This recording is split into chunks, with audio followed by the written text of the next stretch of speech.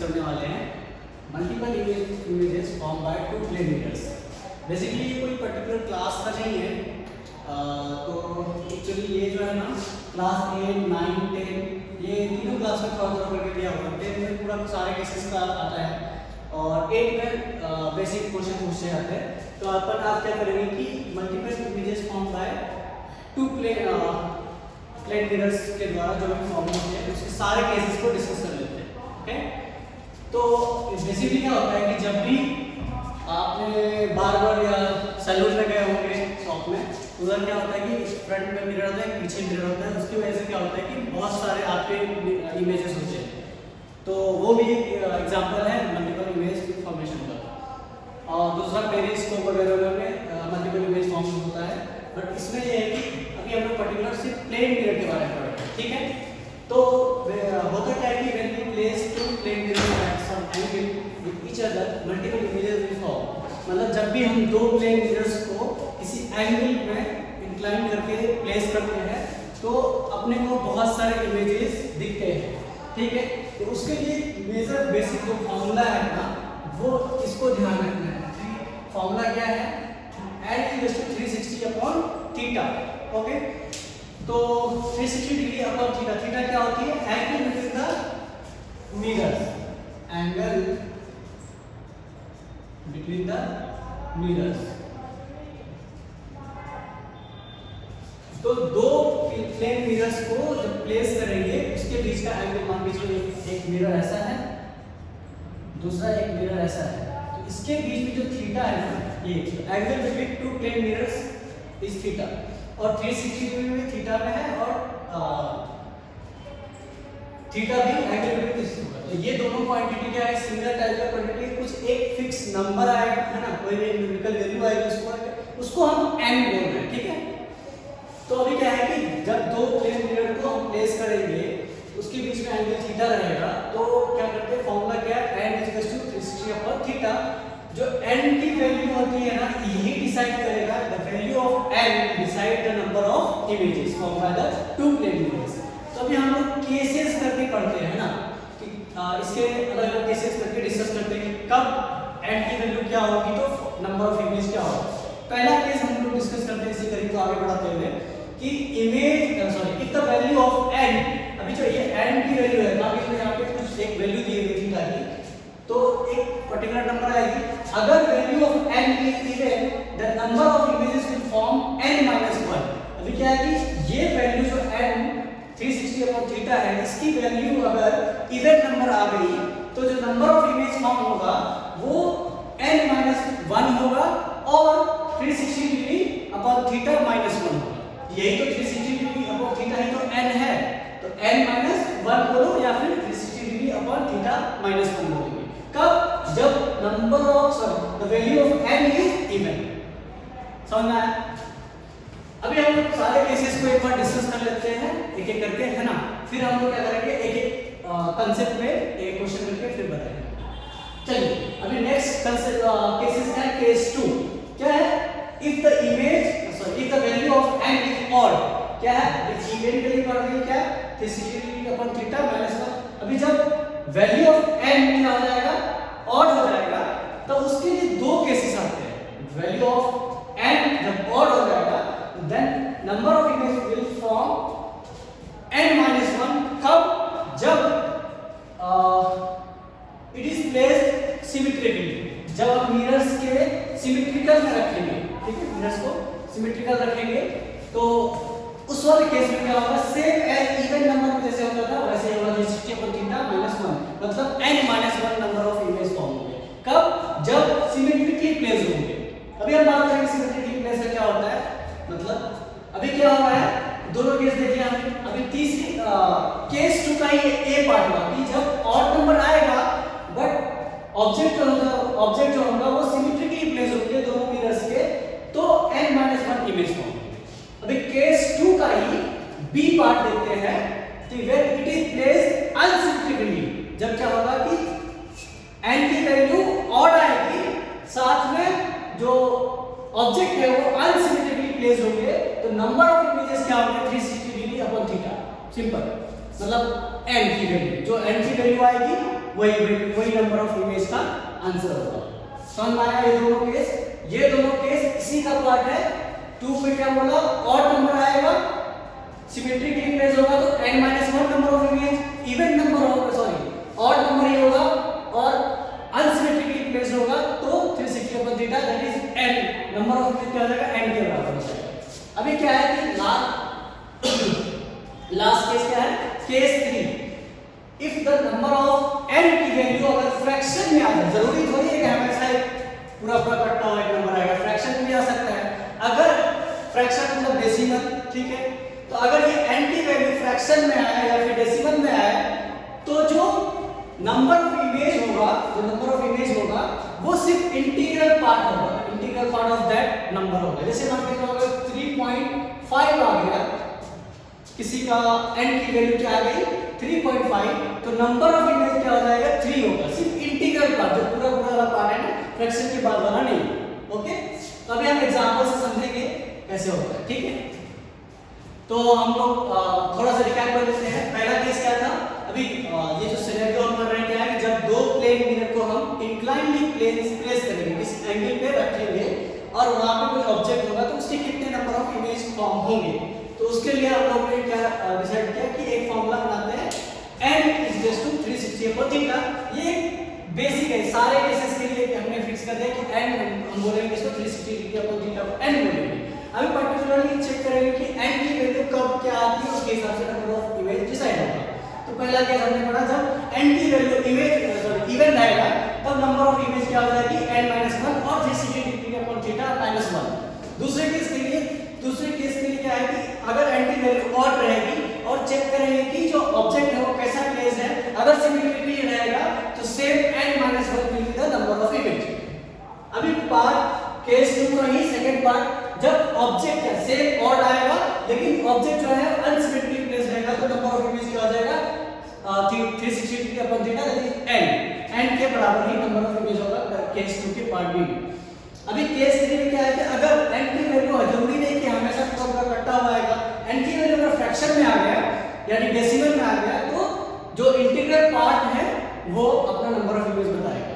तो अभी चलो आपने जो जिसको लिखना है लिख लीजिए, ये सारे क्लास को कवर करता है, क्लास 8 9 10 सारे, ठीक है। स्क्रीन पॉज करके लिख लीजिए। अभी मैं इसी कड़ी को आगे बढ़ाते हुए मैं क्वेश्चन डिस्कस करते हैं ताकि आपको अच्छे से समझ में आएगा, ठीक है। अभी क्वेश्चन क्या बोल रहा है, अगर आपने ये समझ लिया तो क्वेश्चन कुछ टफ नहीं है, बस कंसेप्ट समझ में आना चाहिए। तो number of image form by two plane mirrors inclined at an angle of 60 degree of an object place symmetrically between the mirrors, ठीक है। तो अभी जो क्वेश्चन कुछ भी रहे, अपन ने जिस जो कंसेप्ट सीखा उसी अनुसार लगाएंगे। तो जैसे कोई क्वेश्चन दिया हुआ, मतलब एंगल क्या दिया हुआ 60 डिग्री दिया हुआ, तो एंगल 60 डिग्री दिया हुआ तो किसका दिया हुआ, दो प्लेन मिरर है, मतलब ये एंगल जो दिया हुआ क्या दिया हुआ है 60 डिग्री दिया हुआ है इस केस में। अभी और ऑब्जेक्ट जो रखे हैं वो सिमेट्रिकली रखे हैं, ऑब्जेक्ट क्या किए हैं सिमेट्रिकली प्लेस किए हैं, ठीक है। ओके, तो अभी क्या करेंगे, सबसे पहले फार्मूला लगाएंगे, क्या करेंगे n बराबर 360 डिग्री अपॉन थीटा करेंगे। ओके, ये फार्मूला हो गया, n equals to 360 upon theta करेंगे। इसी को क्या लिख सकते हैं 360 डिग्री अपॉन 60 डिग्री थीटा की वैल्यू है यहाँ पे, तो 0 0 0 को काट दिया। अभी 6 into 6 क्या आ जाता है 36, तो n की वैल्यू क्या आ गई 6 आ गई, n की वैल्यू 6 आ गई। तो अगर n की वैल्यू 6 आई तो हम चेक करेंगे 6 कैसा है, इवन है कि ऑड है, ठीक है। अभी 6 कैसा है, इवन नंबर है, तो इवन नंबर है तो इवन के केस में क्या करते थे n-1 होती थी नंबर ऑफ इमेज, तो नंबर ऑफ इमेज क्या आ जाएगी, इमेजेस क्या आ जाएगी n-1 दैट इज 6 - 1 इज 5। तो नंबर ऑफ इमेज कितनी हो जाएगी 5। कभी भी कुछ बुक्स में दिया हुआ है कि n नंबर ऑफ इमेज को n ही बोल दिया, वहां पे कंफ्यूजन होता है। अपन बेसिक बना लेंगे, n क्या बोलेंगे इसकी वैल्यू बोलेंगे, उसके हिसाब से नंबर ऑफ इमेज का अलग से लिखेंगे। कुछ बुक में ऐसे दिया है कि n क्या बोल दिया है नंबर ऑफ इमेज बोल दिया है, तो उसमें फिर हर केस के लिए अलग अलग फार्मूला की जरूरत नहीं है। हमने क्या किया एक फार्मूला फिक्स कर दिया, उसके हिसाब से केसेस के हिसाब से डिस्कस कर दिया। तो ये हो गया सबका नोट कर लिया। अभी क्या है कि अब यही ये 60 डिग्री जो है थीटा की वैल्यू, ये चेंज करने से नंबर ऑफ इमेजेस क्या होगा, चेंज हो जाएगा। तो पहला केस हमने डिस्कस किया इस क्वेश्चन के माध्यम से कि जो इवन नंबर आया उसके केस में क्या किया, तो ये वाला केस कवर हो गया। अभी एक क्वेश्चन हम लेते हैं,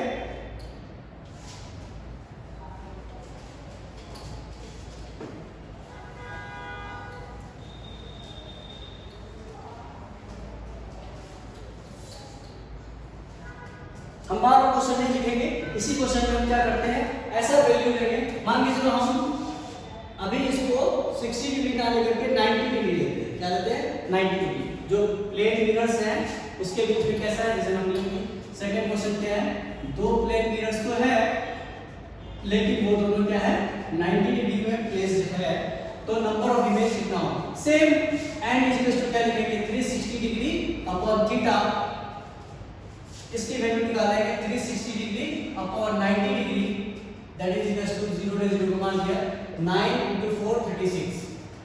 तो अभी भी क्या आया है, नंबर ऑफ n की वैल्यू क्या आई है, इवन नंबर, ठीक है। इवन के केस में क्या होता था, इवन के केस में क्या होता था, n minus 1 is the number of image, तो नंबर ऑफ इमेज क्या होता था, नंबर ऑफ इमेज जो है वो क्या होगा n minus 1 that is equal to 4 minus 1 that is equal to 3। तो number of image formed by two plane mirrors when it is placed at 90 degree, तो कितना हो जाएगा 3 दैट इज इक्वल टू 3।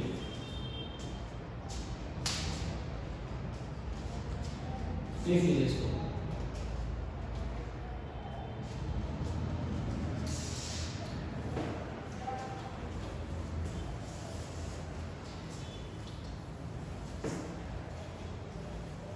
हम क्या करते हैं, अभी एक सारे केसेस के लिए हम लोग डिस्कस करते हैं, सारे कंसेप्ट जो कवर हो जाए। मैं क्या करता हूँ, अभी आपको 0 डिग्री से स्टार्ट करना है, कहाँ से स्टार्ट करता हूँ 0 डिग्री, जब 0 डिग्री जैसे थीटा की वैल्यू 0 डिग्री, थीटा की वैल्यू 0 डिग्री मतलब एक दूसरे के पैरेलल, तभी क्या होता है देखो n is equal to 360 degree upon theta, ये 0 तो मतलब इनफाइनाइट इमेज बनेगा, मतलब इनफाइनाइट इमेज बनने का मतलब ये हुआ कि जब दो पैरेलल मिरर रहेंगे तो बहुत सारे इमेज होंगे, कुछ देर बाद जाके क्या होगा, ड्यू टू लाइट की इंटेंसिटी घटने से नंबर ऑफ इमेज जो बहुत दूर बनेगा वो वाला डिमिनिश बनेगा, लेकिन कंसेप्चुअली क्या है, इनफाइनाइट है, नंबर ऑफ इमेज कितना हो जाएगा, इनफाइनाइट हो जाएगा। दूसरा केस हम लोग लेते हैं 30 डिग्री, जब थीटा की वैल्यू 30 डिग्री है, same n equals to 360 degree upon 30 degree,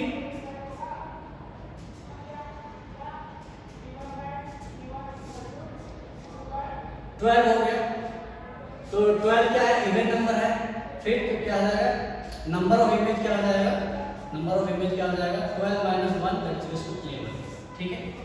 अभी उसके बाद हम लेंगे 45 डिग्री, ठीक है, 45 डिग्री थीटा की वैल्यू क्या लेंगे 45 degree, same n is equal to 360 degree upon 45 degree, कितना हो जाएगा देखो,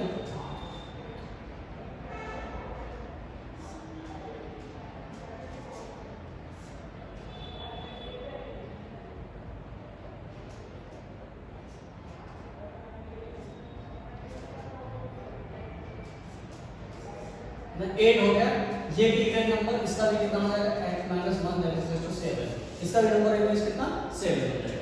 अभी थीटा की वैल्यू हम लोग क्या करेंगे, थीटा की वैल्यू ले लेते हैं 41, 60 डिग्री वाला कर चुके हैं अपन, 90 डिग्री वाला भी कर चुके हैं, 120 डिग्री लेते हैं, कितना 120 डिग्री, थीटा की वैल्यू कितना लेते हैं 120 डिग्री, तो क्या आ जाएगा n is equal to 360 degree upon 120 degree, कितना हो जाएगा 12 to 3 36, 3 हो जाएगी। अभी देखो यहाँ पे जो n की वैल्यू आई है वो क्या है 3 आई है, और 3 क्या होता है अपन जानते हैं ऑड नंबर होता है, ठीक है। अगर क्वेश्चन में दिया होता कि जो सिमेट्रिकली दिया हुआ है ना, अगर क्वेश्चन में दिया होता कि एंगल बिटवीन द मिरर्स क्या है 120 डिग्री है, साथ में सिमेट्रिकली प्लेस्ड है, तो क्या होता ऑड नंबर वाला साथ में सिमेट्रिकली अनसिमेट्रिकली क्या होता था, सिमेट्रिकली क्या हो जाएगा n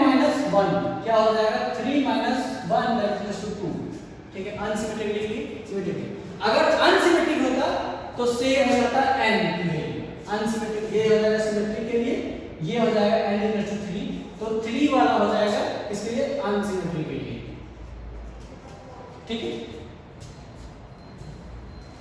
उसी तरह से अभी आगे बढ़ते हैं, क्वेश्चन थीटा की वैल्यू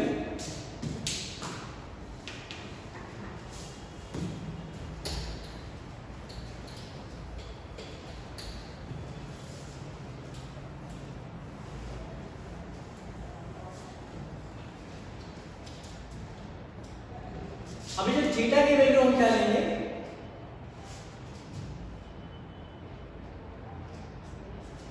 वन 180 डिग्री लेते हैं, क्या लेते हैं 180 डिग्री लेते हैं, तो क्या हो जाएगा n बराबर 360 डिग्री अपॉन 180 डिग्री, तो 2 हो जाएगा यहाँ से, तो 2 भी क्या है इवन नंबर है, तो n माइनस 1 भी हो जाएगा, 2 माइनस 1 दैट इज टू 1, ठीक है।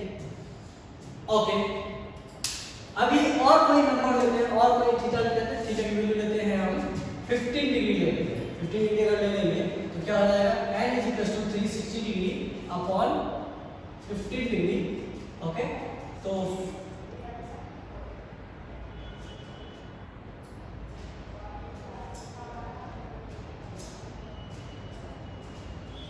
24, इसमें कितना आया 24 आई n की वैल्यू, n की वैल्यू कितनी आई 24, तो n minus number of image कितना हो जाएगा n minus 1 that is two 23, ठीक है। 15 डिग्री के लिए कितना हो जाएगा। अभी कोई एक वो वाला लास्ट वाला केस के लिए डिसाइड कर लेते हैं, कौन सा वाला, थीटा की वैल्यू कोई एक ऐसा वैल्यू लेते हैं जिससे 360 अपॉन थीटा जो है वो फ्रैक्शन में आए, है ना। तो हम ले लेते हैं कितना, थीटा की वैल्यू अगर हम मान के चलो कि क्या लेंगे 17 डिग्री ले लेते हैं, क्या ना 17 डिग्री लेंगे, तो n की वैल्यू कितना आएगा 360 डिग्री अपॉन 17। अभी देखो थीटा की वैल्यू अगर 15 थी तो 24 आएगा, है ना। अभी 17 से कितना आएगा वो चेक करने के लिए मान लो 16 ले लेते हैं, 16 ले लेते हैं, थीटा की वैल्यू क्या लेते हैं 16 लेते हैं, तो n की वैल्यू कितनी आएगी फ्रैक्शन में आएगी, किससे कम 23 पॉइंट समथिंग आएगा, है ना।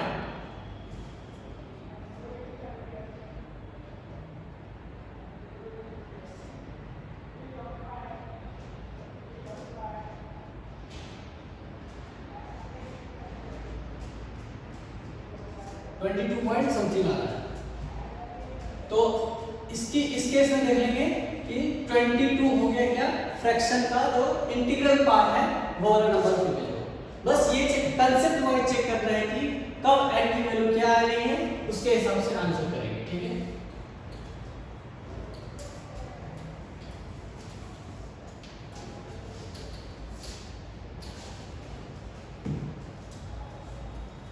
तो इसी के साथ क्या हुआ, अपन ने डिस्कस किया एक नॉर्मल सा 0 डिग्री से लेकर के 180 डिग्री तक में कैसा कैसा image number of image form हो रहा है। दूसरा देखा फ्रैक्शन वाले के लिए कैसा होगा, फ्रैक्शन वाले में कुछ भी वैल्यू आए, आप कर मान के 4.8 आ गया, 4.9 आ गया, तो इससे 9 से नहीं देखना कि मतलब 5 के करीब है, ये नहीं देखना, बस इंटीग्रल पार्ट जो होगा वही हो जाएगा नंबर ऑफ इमेज का आंसर, ठीक है।